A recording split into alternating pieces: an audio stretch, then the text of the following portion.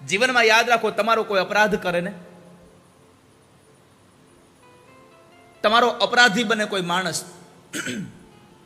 કોઈ તમારા માટે ભૂલ કરે, તો બે વાત યાદ રાખવી. જો ભૂલ મોટી હોય તો ભૂલ કરનારા માણસને ભૂલી જાઓ, અને જો ભૂલ કરનારો માણસ મોટો હોય તો એની ભૂલને ભૂલી જાઓ.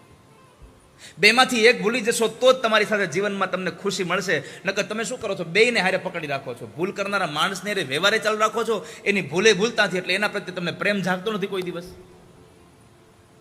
આ બે વસ્તુ હારે નહીં થાય. બેમાંથી એક ભૂલી જાઓ, કાં તમે ભૂલ ભૂલી જાઓ અને કાંઈ માણસને જ ભૂલી જાઓ. આ બેયને આપણે પકડી રાખીને બેઠા છીએ, એટલા માટે સંસારમાં પછી આપણને પ્રેમ પણ થતો નથી અને સુખ પણ મળતું નથી.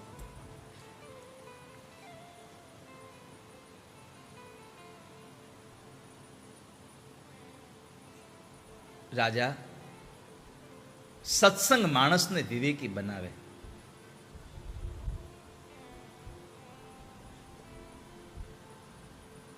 એક કામ કરો, મહાપુરુષના ચરણની રજ તમારા માથા પર પધરાવો.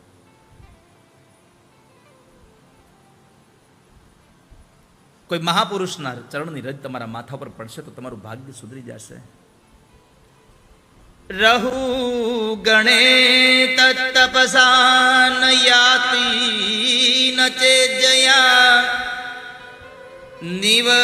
નિર્વપણા ગૃહાદ્વા ન છંદસાને વજલાગ્નિ સૂર્યે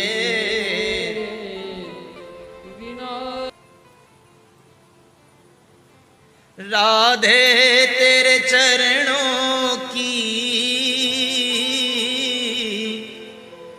रज धूल जो मिल जाए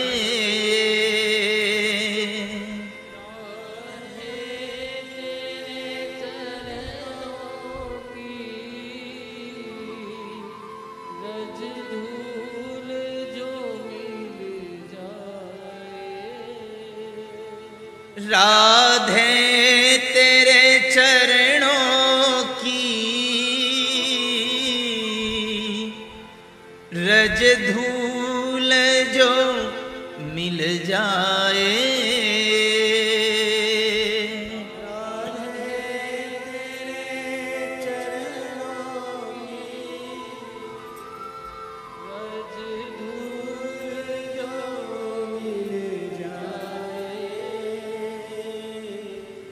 सच कहता हूँ श्यामा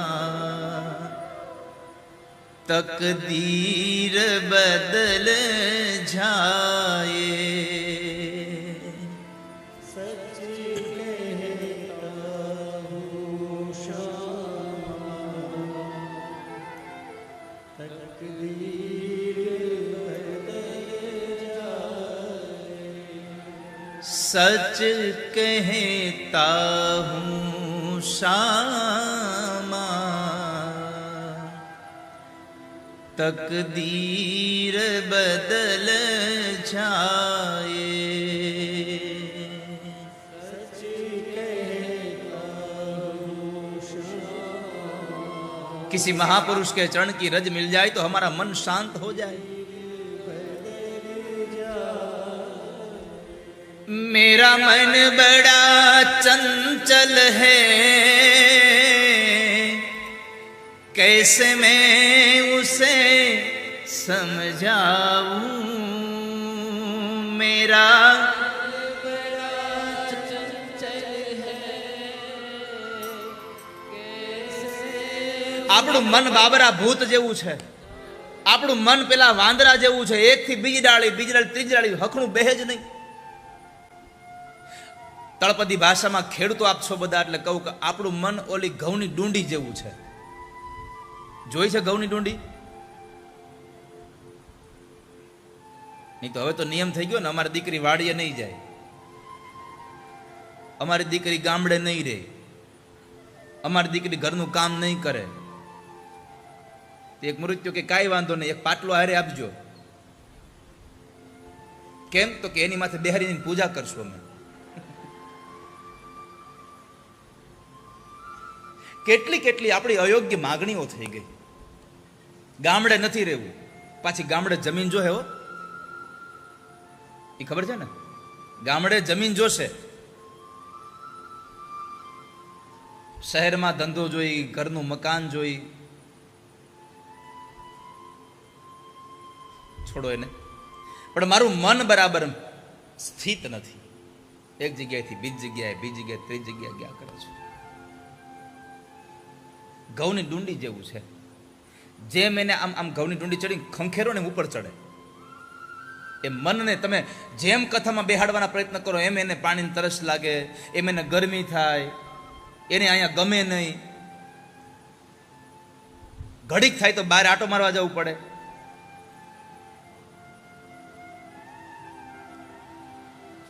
મન સ્થિર ન રહે.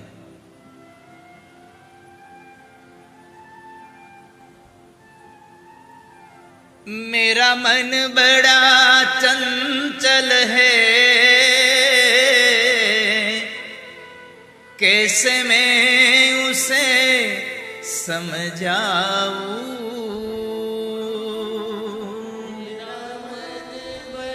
સત્સંગમાં જોડી રાખો. એકવાર એક યુવાને એક ભૂતને વશ કર્યું.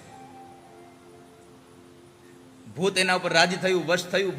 ભૂત કહે છે, કહો શેઠ, શું કામ કરું તમારું? હું તમારે વશ છું, પણ એક મારી નિયમ છે, યાદ રાખજો. શું? તમે મને કામ કહેશો ત્યાં સુધી કામ કરીશ, નવરું રહેવા દો તમને મારે. મને નવરું રહેવા દેશો તો હું તમને મારીશ. એમ? ઓકે. આ યુવાનને થયું નવરું રહેવા દઉં તો ના ને કીધું જાઓ મારા માટે મકાન બનાવો સારું. હવે ભૂતને શું વાર લાગે? આપણે નથી કહેતા ઓહો તમે તો ભૂતની જેમ કામ કરો છો. ઝડપથી કામ કરે માણસ, પાછવાળું જોવે નહીં, અને કામ કરતો આપણે શું તરત એને ઉપમા આપી, તમે તો ભૂતની જેમ કામ કરો છો. તો આ ભૂત જ કામ કરતું હતું, એને તો તરત મકાન બનાવી નાખ્યું. શેઠ મકાન બની, હે હવે એમાં ફર્નિચર કરી નાખો, જાઓ. 2 દિવસ પછી પાછું થઈ ગયું ફર્નિચર. વાર શું લાગ્યા ને? હવે જાઓ વાડીએ, બધું મારું ખેતરનું, તમે ખેતરમાં બધું અનાજ વાવી આવો. અડધી કલાકમાં વાવીને પાછો આવ્યો હોય તો આ માણસ મૂંઝાણો કે આને નવરું રહેવા દે તો મને મારશે. આ કરું હું હવે? ક્યારેક ક્યારેક આપણને એવું થાય કે આની કરતા નો લીધો તો સારું. તો આ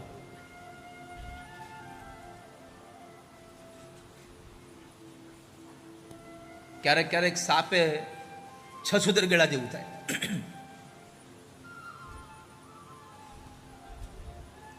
જો એને બહાર કાઢે તોય ઉપાધિ. શું ઉપાધિ? હજી જીવતી હોય જો બહાર નીકળે તો કદાચ એ સાપની આંખોમાં એની ચાંચ મારીને એની આંખો ફોડ નાખે, અને ગળી જાય તો અંદર હાડકા હોય એને અંદર મારી નાખે, ગળામાં હલવાઈ જાય. એટલે ન ગળાય ન બહાર કાઢે, આવી અવસ્થા થઈ જાય સાપની. આપણને ક્યારેક ક્યારેક અમુક વસ્તુ એવી પ્રાપ્ત થાય ને એ ન મૂકી અગાય, ન પકડી લેવાય. હવે શું કરવું?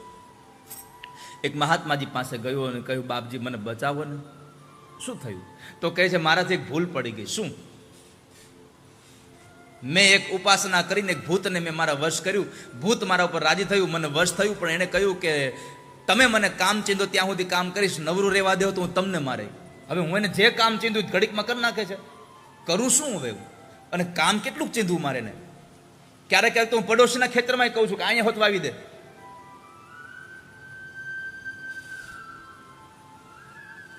મહાત્માજી કીધું, એક કામ કર, તારી ઘરે ફળિયું છે, ગાર્ડન છે,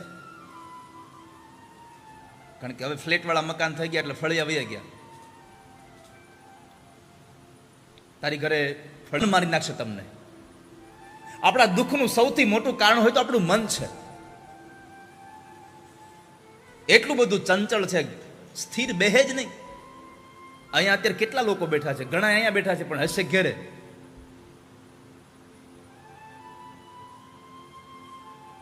ઘણા લોકોએ ઘડિયાળમાં જોયું છે કે ઓહો વાંધો નહીં, 7 વાગે તો મારે એકચ્યુઅલી એક પાર્ટીમાં જવાનું છે.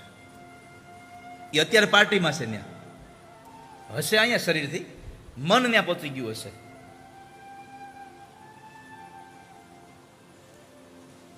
ઘણા લોકો વિચારતા હશે 31 તારીખે કથા પૂરી થાય પછી હાનની જ મારે ફ્લાઇટ છે બહારની, ઘણા એરપોર્ટમાં પડ્યા છે અત્યારે. મન માણસનું બધે ચક્રાવે ચડ્યા કરે. યુધિષ્ઠિરને પ્રશ્ન કર્યો, યક્ષે સૌથી ઝડપથી ચાલતું પક્ષી કયું? મન. આંખનો પલકારો વાગે જતો આમ તમે ક્યાં ના ક્યાં, તમે જ્યાં ઈચ્છો ત્યાં પહોંચી જાઓ. આટલું ચંચળ છે એટલે કવિ લખે છે, મેરા મન બડા ચંચલ હૈ,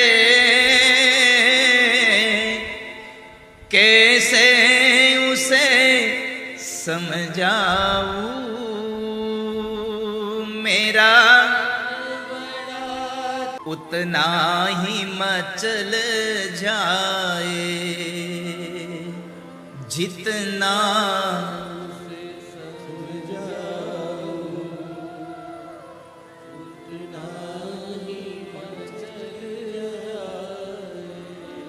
રાધે મળે તો આપણું ભાગ્ય સુધરી જાય. વાલા સ્વજનો, રાજા કોઈ મહાપુરુષના ચરણની રજ માથે પધરાવો, પછી તો ખગોળ અને ભૂગોળનું જ્ઞાન આપ્યું કે જે આપણા ઇતિહાસના બુકમાં આવતું તે નહીં હો, પણ શાસ્ત્રના ખગોળ ભૂગોળનું જ્ઞાન ભરતજી મહારાજે આપ્યું અને એનો માર્ગ સુધાર્યો. એ કથા બતાવી. પંચમ સ્કંદને વિશ્રામ કર્યો. ષષ્ઠમ સ્કંદમાં નામનો મહિમા છે. એક નામ માત્રથી માણસ પાપમાંથી છૂટી જાય એની કથા છે. બાપજી, એવી ઘટના ખરી કે ભગવાનનું નામ લીધું એને છૂટી ગયો હોય? હા. કોણ? પૂર્વે કનોજમાં એક અજામિલ નામનો બ્રાહ્મણ હતો.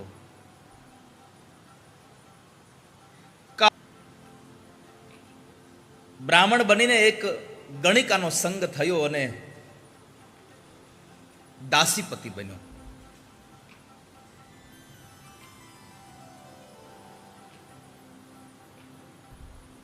ક્યારે ભગવાનના મંદિરે જતો બંધ થઈ ગયો, સંધ્યા વંદન કરતો બંધ થઈ ગયો. પણ એક વખતના સમયે એમને ત્યાં સંતો આવેલા જમવા, અને સંતોએ દક્ષિણા માગી. એટલે આ અજામિલ એની પત્નીને કહે છે કે ઘરમાંથી લાવ લાકડી, હમણાં બધાને દક્ષિણા આપી દો. અજામિલના પત્ની સંતોને કહે છે, બાપજી જતા રહ્યો ને, દક્ષિણા નથી લેવી અત્યારે. પણ સંતોએ નક્કી કર્યું હતું કે જેના ઘરનું ભોજન કરીએ એના ઘરનું દુઃખ ન દૂર કરીએ તો અમે સંતો નમક હરામ કહેવાઈએ. એટલા માટે સંતોએ કહ્યું કે ભાઈ, અમારે દક્ષિણામાં કઈ પૈસા નથી જોઈતા, અમારે તો દક્ષિણામાં કેવલ માત્ર એટલું જોઈએ છે કે તમારા પત્ની ગર્ભવતી છે, જો દીકરાનો જન્મ થાય તો તમે એનું નામ નારાયણ પાડજો, બસ આટલી અમારી ઈચ્છા છે. અને વાત પણ સાચી છે. સાધુ ભૂખા ભાવ કા, ધન કા ભૂખા નાહી, ધન કા ભૂખા જો ફિરે વો સાધુ કહાવત નાહી. સાધુ હંમેશા ભાવનાનો ભૂખો હોય.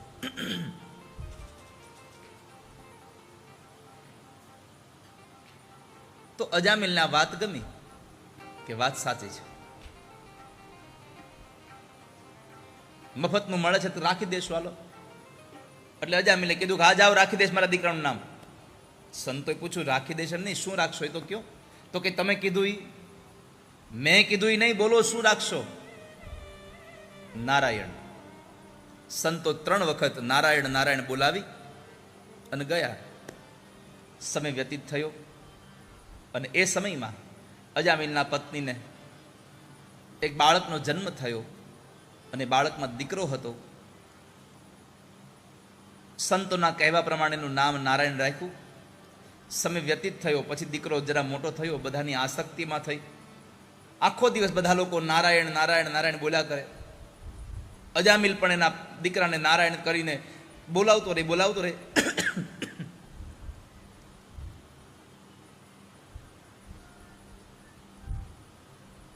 એમાં એક વખતના સમયે દીકરો જરા મોટો થઈ ગયેલો. અજામિલ સૂતો હતો અને યમના દૂતોએ આવી અને કાળપાશથી અને દોરડાથી બાંધે છે પગને. જેવા પગ બાંધ્યા, એમના દૂતોને જોયા એટલે અંદરથી એક અવાજ નીકળ્યો. અને આ દુનિયાનો નિયમ છે, તમારું મન જેમાં વધારે લાગેલું હોય ને એ તમને યાદ આવે. હવે નાનો દીકરો હતો એટલે આસક્તિ એમાં હતી બધાને, એટલે એ સમયે અજામિલના મોઢામાંથી એક જ વખત શબ્દ નીકળ્યો, ખાલી નારાયણ. એક જ વાર શબ્દ નારાયણ ઉદ્ગાર થયો. ભાગવતજીમાં લખ્યું છે કે બાજુના ઓરડામાંથી દીકરો નારાયણ ન આવ્યો, પણ વૈકુંઠવાળા નારાયણે પાર્ષદો મોકલ્યા. કેમ? નાભીમાંથી નામ નીકળે, તમારા આજુબાજુમાં કોઈ સાંભળે કે ન સાંભળે, ભગવાન ચોક્કસ સાંભળે છે. તમારા અંતરમાંથી પુકાર નીકળે. અને આમ પણ ભયમાં જે ભગવાન યાદ આવે ને એ 24 કેરેટ હોય, એમાં કાંઈ ભેળસેળ ન હોય, ચોખ્ખું.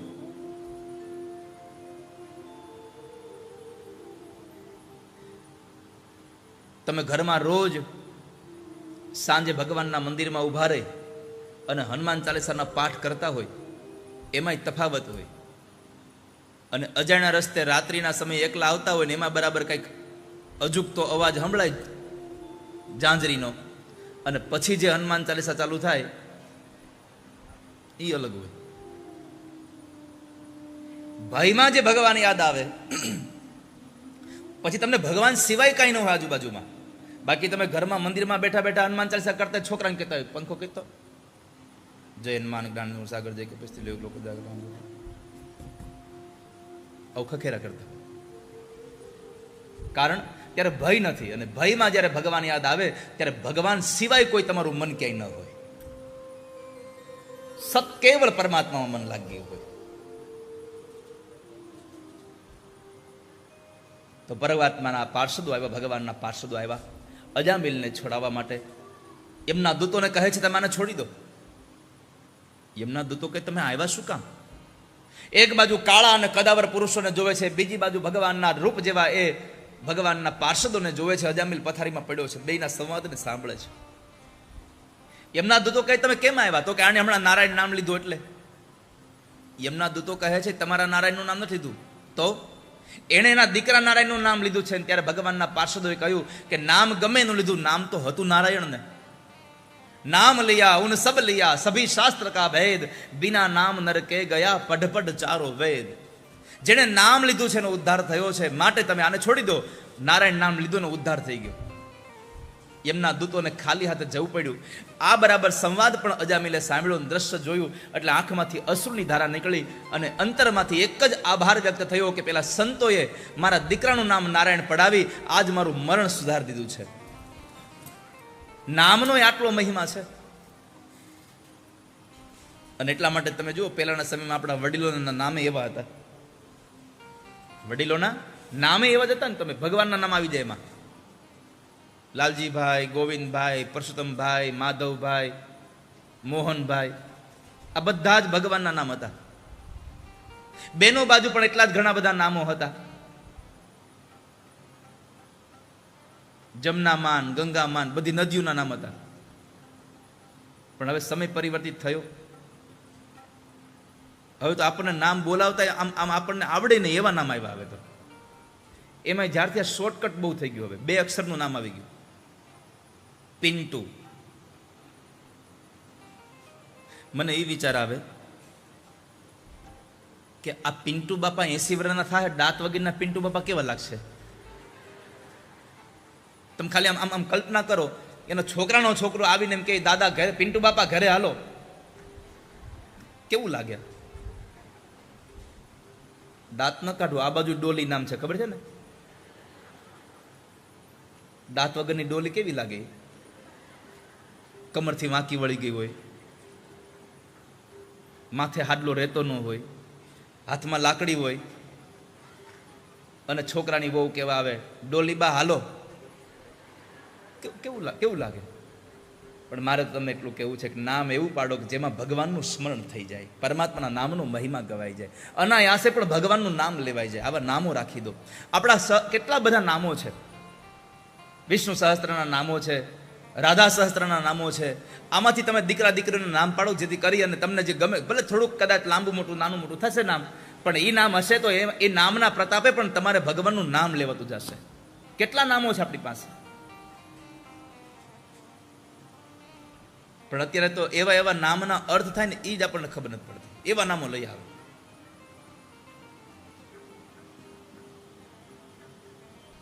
અજામિલને ભગવાનના નામ થકી ઉદ્ધાર થયો ને પછી અજામિલ ભગવાનના ભજન માટે નદી કિનારે જઈ તીર્થમાં જઈ અને ભાગવતજીના દશમ સ્કંદના પાઠ કરતો કરતો અંતે પોતે ભગવાનમય બન્યો. કેવલ એક દીકરાનું નામ નારાયણ રખાયું તો એનો ઉદ્ધાર થઈ ગયો. હવે તમે વિચાર કરો કે આપણે આ પુરુષોત્તમ માસમાં ભગવાનના નામ લેવા બેઠા છીએ, આપણો ઉદ્ધાર કેમ ન થયા? સંસારમાં ઉદ્ધાર થયા વગર રહી જ ન શકે.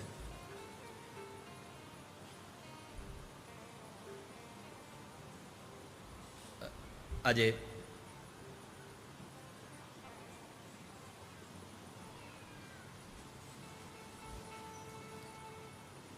અજામિલનો ઉદ્ધાર થયો એટલા માટે ભગવાનના નામનું કવચ બનાવીએ અને એ ભગવાનના નામના કવચ દ્વારા આપણા સૌનું રક્ષણ થાય. જેમ ઇન્દ્રનું રક્ષણ ભગવાનના નામ થકી થયું, વૃત્રાસુરનો ઉદ્ધાર કરે અને ઇન્દ્ર બચી જાય.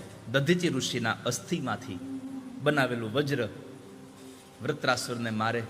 જે વૃત્રાસુર ઇન્દ્ર હારે યુદ્ધ કરવા ગયો હતો ત્યારે એમણે પણ ભગવાનના નામનો મહિમા ગાયો. એણે પણ ઇન્દ્રએ પણ ભગવાનનો મહિમા લીધો, ભગવાનના નામનું કવચ ધારણ કર્યું. આ સંસારમાં સૌથી મોટું કવચ કોઈ હોય તો ભગવાનના નામનું કવચ છે, ઈશ્વરના નામનું કવચ છે. તો પરમાત્માનું કવચ બનાવી અને આપણે સૌ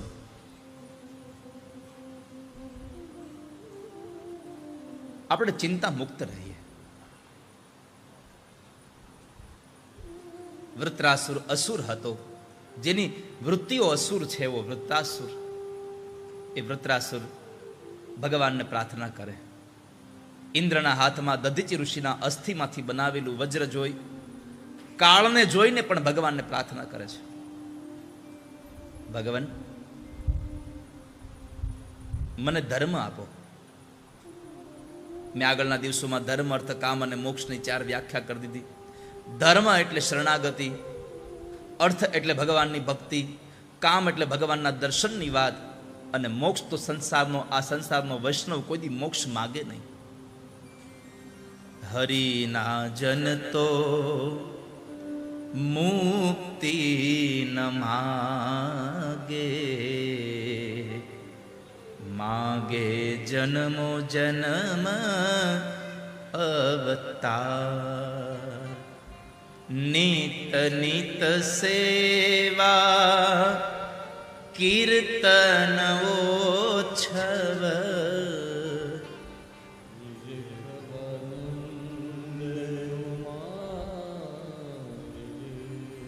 નિરખવા નંદ કુમાર. ભગવાન અમારે મુક્તિ નથી જોઈતી.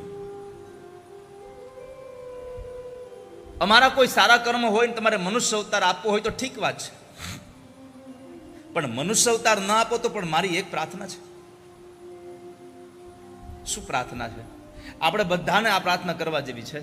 કેવલ વૃત્રાસુર પ્રાર્થના કરે નહીં, આપણે સંસારમાં ભગવાનને પ્રાર્થના કરીએ, ઠાકોરજી અમારા કોઈ કામથી તમે નારાજ થયા હો અને માણસ ન બનાવો તો પશુ બનાવો, કાંઈ વાંધો નહીં, પશુ બનાવો. પણ અમારી પ્રાર્થના એટલી છે કે જો પશુ બનાવો તો એવી જગ્યાએ રાખજો કે જ્યાં તમારા સત્સંગી રહેતા હોય, અને જે ઘરમાં સત્સંગ થતો હોય એ ઘરમાં અમને રાખજો, જેથી કરી અને ઘરમાં ગવાતો એ સત્સંગ અમારા કાનમાં પડે અને અમારું જન્મારો સુધરી જાય.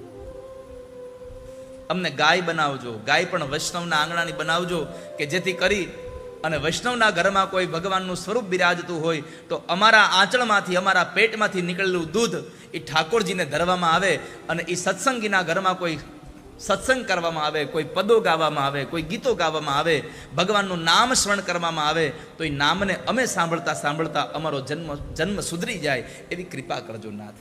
પરમાત્મા પાસે માગ્યું છે કે અમને આપો તો આવું આપજો. મમોત્તમ શ્લોક જનેષુ સખ્યમ સંસાર ચક્રે ભ્રમત સ્વકર્મભી.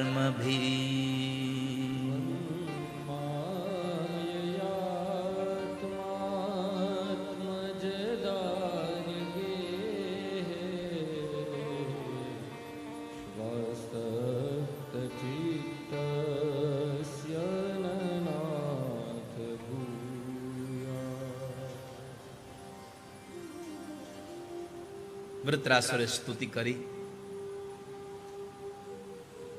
કે મને મોક્ષ નથી જોઈતો, મને તમારી સેવાનું વરદાન આપો. તો આ વૃત્રાસુરની કથા કહે છે કે આપણે ભગવાન પાસે ભગવાનના નામનો મહિમા માગીએ, પરમાત્માનું ભજન માગીએ. મહાપુરુષોના મુખેથી સાંભળ્યું છે કે ભગવાન પાસે તમે મુક્તિ માગવા જશો, પરમાત્મા તત્કાળ આપી દેશે. પરમાત્મા પાસે સંપત્તિ માગવા જશો, તત્કાળ આપી દેશે. કારણ સંપત્તિ માગશો તો તમે બંધાઈ જશો, મુક્તિ માગશો તો તમે છૂટી જશો, પણ ભક્તિ માગશો તો ભગવાન આપશે નહીં જલ્દી. કેમ? ભગવાન કહે છે અહમ પરાધીન, હું સ્વતંત્ર નથી, હું મારા ભક્તોને આધીન છું. કારણ કે ભગવાનના ભક્તો પોતાના પાશમાં ભગવાનને બાંધી લે છે. નરસૈયાએ કેદારામાં બાંધી લીધા, મીરાબાઈએ કરતાલમાં બાંધી લીધા. ભગવાનને સૌ ભક્તો બાંધી લે છે. માટે પરમાત્મા ભક્તિ બહુ જલ્દી નથી આપતા, વાર લગાડે છે.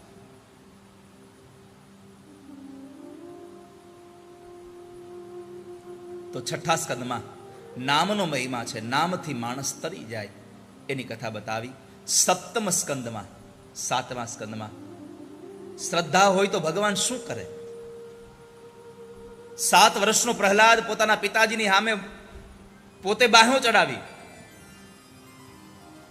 અને કહે છે કે પિતાજી, આ પથ્થરના સ્તંભમાં મારો નારાયણ છે, ભગવાન છે આમાં. હિરણ્યકશિપુના ઉદ્ધારની કથા છે, પ્રહલાદ ચરિત્રની કથા છે.